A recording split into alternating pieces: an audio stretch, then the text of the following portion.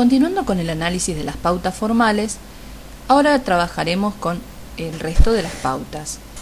Tenemos los detalles, la dirección del dibujo, la presión, que a la vez tiene 4 subcomponentes y quizás es el que más dificultad o el que mayor complejidad tiene para su análisis, al igual que el simbolismo espacial, las convergencias y las recurrencias y los estilos del dibujo.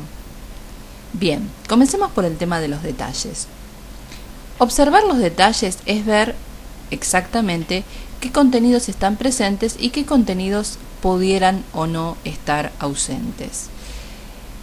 En el dibujo de la casa que elegimos para ejemplificar estos temas, vamos a observar lo siguiente. Se trata de un protocolo del test de la casa, o sea, la consigna que le dimos es dibuje una casa.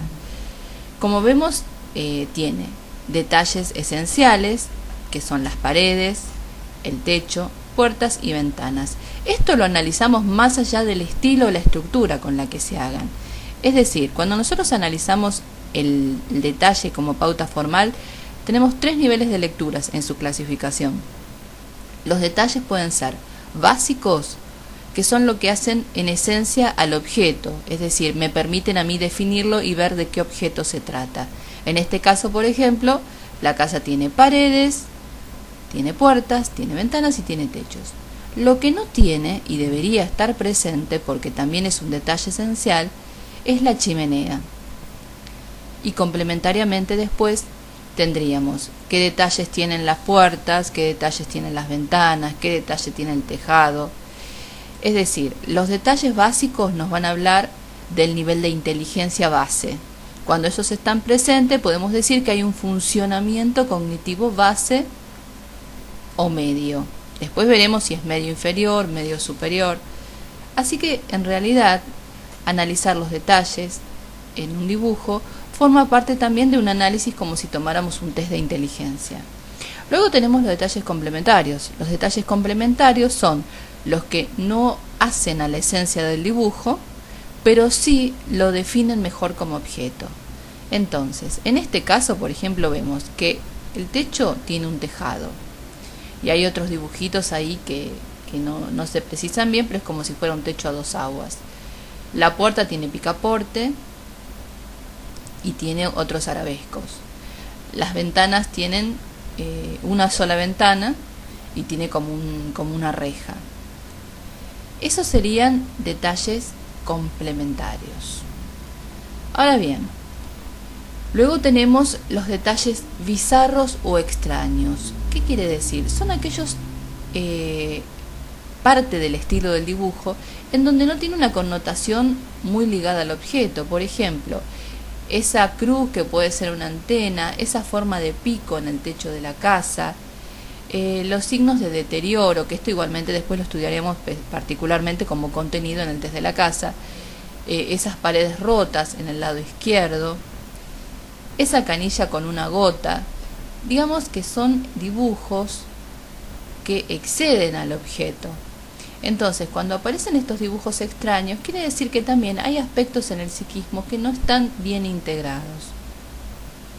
O sea que luego tendríamos que chequear con el resto de la batería si es que aparece algún signo de psicopatología asociados. No es esperable que aparezcan deterioros, por ejemplo, en un test de la casa, como estas paredes rotas. Bien. Después tenemos los detalles accesorios. Esos accesorios ya no hacen a la esencia del dibujo, sino que complementan el espacio gráfico, agregar un árbol, un sol, montañas, paisajes. En este caso, la canilla de agua, el árbol a la derecha, ese sol con una forma, digamos, que no es normativa, sino que es un poquito más extraña, la nube, correspondería, igual que la cruz antena de esa casa, corresponderían a detalles accesorios. Cuando analizamos un dibujo, entonces tenemos que ver, básicamente debería cumplirse siempre que estén los detalles básicos. Eso nos hablaría de una inteligencia media, base. Cuando aparecen detalles complementarios, empezamos a subir el nivel de desempeño cognitivo. Agregar detalles no significa sobrecargar los detalles. Eso ya se tendría que tomar como un sobredetallismo, que es típico de las personalidades obsesivo-compulsivas. Bien, pasemos a la siguiente pauta formal, la presión. La presión es uno de los componentes más ricos, pero también más complejos para analizar. ¿Por qué? Porque cuando en general uno suele formarse en el aprendizaje, en la facultad de test proyectivos, bueno, uno ve como que un color muy fuerte, un trazo bien marcado, uno dice presión fuerte, un trazo menos marcado, presión suave. Pero con sinceridad no es así. Cuando analizamos la presión tenemos que analizar 4 componentes. Uno de ellos es la profundidad, que es el más sencillo. Damos vuelta al reverso de la hoja y vemos si deja huella detrás. Ese componente, ¿con qué se va a relacionar? Con el nivel energético de base, con los dinamismos psicofísicos del sujeto. Quiere decir que normalmente lo que tenemos que esperar, que sería la presión normal 1, es que haya una pequeña huella atrás. Luego tenemos la presión normal 2 dentro de la profundidad, que es aquella en donde uno ve que el dibujo tiene una coloración, una anchura, parecería como que tuviera una presión normal, pero al pasar el dedo detrás de la hoja no sentimos huella, pero el dibujo no presenta en sí patologías de trazo. Luego tenemos la presión extra fuerte en cuanto a profundidad. Es aquella que si damos vuelta a la hoja parecería un estilo de una tarjetería española o un repujado. Y realmente sería a veces dificultoso escribir en el reverso si debiera hacerse. La presión en cuanto al componente profundidad está relacionada con el ello. Esto implica que nos va a dar cuenta de la naturaleza de los impulsos, el contenido pulsional, la agresividad potencial que tiene el sujeto, que a la vez también acuérdense que, como dice el psicoanálisis, en donde el ello estaba el yo debía advenir, y es nuestra parte primaria de donde surgen todos nuestros impulsos. Por lo tanto, una buena presión garantiza cierto nivel energético que a la persona le va a permitir funcionar tanto en su actividad mental como práctica. Bien, el segundo componente de la presión es la tensión. Esto es, la calidad de firmeza o no que tiene el trazo. Tenemos 2 tipos de tensión, aquella que se realiza cuando uno hace un movimiento de arriba hacia abajo, que es la tensión vertical, en este caso podemos ver en las paredes de la casa, por ejemplo, y la tensión horizontal, que es en las bases.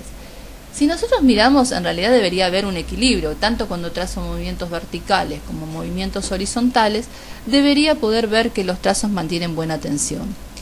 Si hacemos una metáfora, lo que sería equivalente es cuando uno está haciendo en el gimnasio levantando pesas y uno tiene que sostener la tensión al aumentar la carga. Bueno, ¿cuándo uno puede darse cuenta de que esta tensión está siendo desigual? Cuando, por ejemplo, aparecen los temblores, cuando el trazo que se quiere hacer recto se ondula, o aquella curva que se quiere hacer ondulada se hace como más achatada. En el dibujo que están viendo, fíjense que la base en la casa se ondula, y es como que la tensión horizontal, igual en el suelo, se pierde. En cambio, los movimientos curvos, por ejemplo en la nube, son de buena tensión, no así en el sol. Bien, el tercer componente es la coloración, que es la relación que hay entre el color del trazo y el blanco de la hoja. En este caso, la coloración del trazo es buena. La tensión, como dijimos, es menor en los movimientos horizontales y un poco mejor en los verticales. Y finalmente, después tenemos el ancho del trazo, que para hacer ello necesitamos o bien una regla, y tomaremos el milímetro de la regla, o una hoja milimetrada transparente.